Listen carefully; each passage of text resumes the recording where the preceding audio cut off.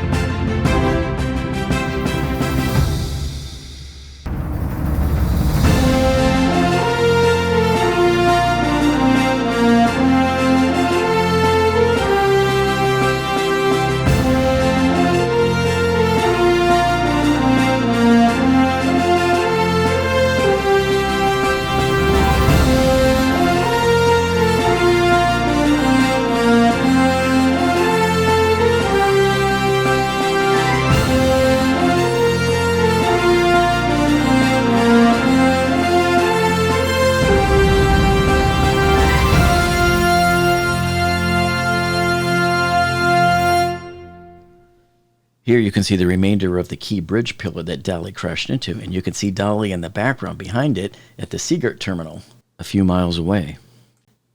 And the salvors wasted absolutely no time. Once Dali was moved, they got right back down to business. And the business at hand right now is getting the rest of that bridge truss up out of the channel and to widen the channel back so they will have the full width of it back.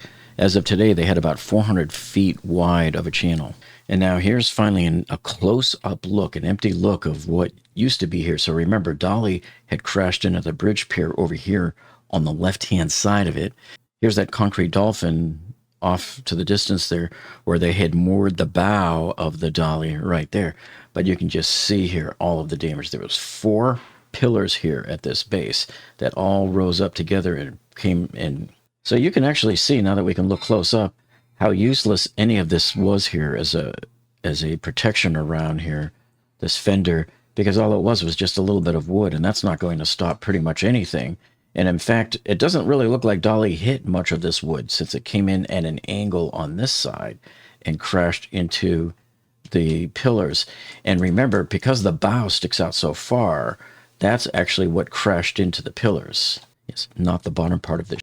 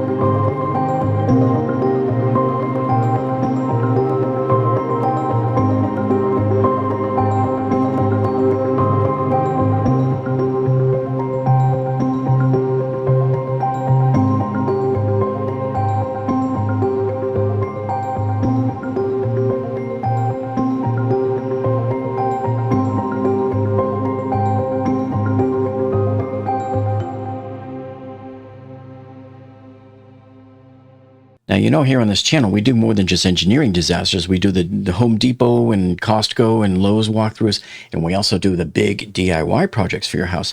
And after this video, make sure you check out this one over here of the double-decker cabinets that I did up in that kitchen. That's an incredible engineering project with a refrigerator, a large refrigerator at a 45-degree angle in the corner. Very difficult project. Check that one out. And then when you're done with that one, make sure you check out this video here, which shows you everything you need to know on how to install laminate flooring in your house.